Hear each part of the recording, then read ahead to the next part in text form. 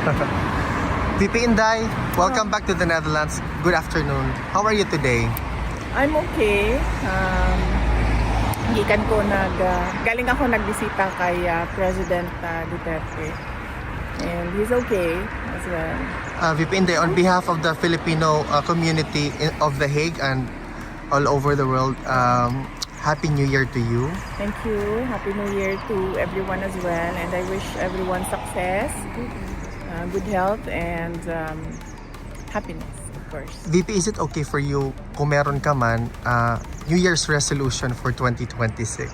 Wala na, tigilang lang kayo parang wala na.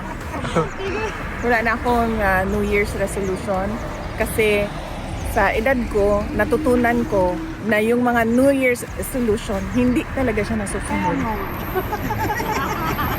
Kaya hindi na ako nag-New Year's resolution. Yung sabi nila, New Year's resolution ko, hindi na ako mag-soft drinks. It's good for 1 week. Pagkatapos ng 1 week, nag-soft drinks na yun. Kaya, huwag na. VP Inday, political Ikaw, question. ano ang New Year's resolution? Na to stay healthy na lang, VP. Yun lang. Stay healthy, ha? Oo. Pero ang junk food. Wala na, hindi na mo palit. Hindi mo palit gapon. Slowly lang. Slowly. Ikaw, ma'am, anong New Ikaw, Year's ma'am, daw. resolution mo, ma'am? Ako? Ay, nakaglupan. Oh, wala na, ito. Ilang araw lang, nalimutan na ang New Year's resolution. Ikaw, ma'am, ano? Ang New Year's resolution mo? Healthy na ako. Healthy lang ako. Ako meron ko. Ma'am. Gusto ko bukas resolution. Ako daw pagkain na kami because Oo. Yes. Para ano? Para ipakita natin sa mundo yung mali na ginawa kay former President Duterte. Pakita natin sa mundo kung paano gugugo ang puso natin. Paano nililigpit yung table sa gabi? Sa gilid lang, ma'am. Diyan. Lagay sa gilid. Pero yung may-ari dito, ma'am, gusto nila na i-remove muna yan because we are actually asking them to allow us to have it stay here. Kasi gusto nila na i-remove pero May-ari, private ba ito? Yes, for Ito na property. Donea ang name ng owner. It is not just one part of the government. Government They, subsidized. maintain this place. Hindi na. Sige. Okay, political question lang, ma'am. Nag-file na po ng impeachment complaint against PBBM. Meron po ba kayong reaction dito, ma'am? Sa ngayon, wala pa. Hintayin natin ang mga susunod na mga araw kung meron akong reaction. How about the seemingly What? obvious filing of impeachment complaint against you for next month after the lift of 1-year ban?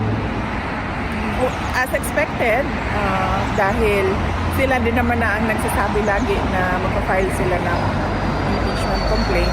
So, alam na natin yun na mangyayari yun. And as expected as well, magiging katulad lang din yan nung nakaraan na ginagawang fundraising ng mga members of the House of Representatives yung pagpirma nila sa impeachment. It's all about the money dyan.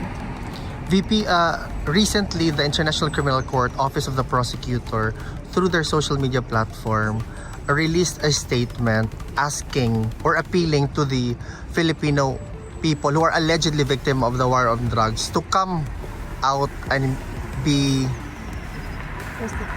a witness to the charges hurled against your father. What's your opinion to this move? Attorney Nicholas Kaufman already gave a comment, so his comment includes my opinion because we discussed it before he gave his statement on this matter. So I reflect, my opinion reflects what Attorney Kaufman said. Is there something that the former president wished to share to the Filipino people, ma'am, for this year 2026? Unfortunately, hindi kami umabot sa usapan na ganyan. Ang napag-usapan namin kanina ay yung mga tao na nagpapaabot ng pangamusta sa kanya. Pag-usapan namin yung nagtanong siya sa mga anak ko, kamusta daw ang mga anak ko. Nagtanong siya sa mama, so kamusta daw yung mama ko. So baka bukas, first day pa kasi, so medyo all about personal affairs yung tanong. See tomorrow. I think that, mayroon ba kayong question, guys? Ano?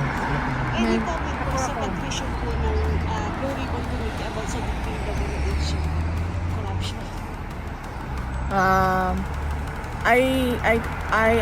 I reflect din the sentiment of many. Masyadong, sorry, Blue Ribbon ito ng Senate pala, Yes. no? Hindi ito ICI. Oo. Well, trabaho naman yan ng Senate at ang atin lang New Year's resolution dyan sa Blue Ribbon na ay sana meron ng mga managot sa nangyari.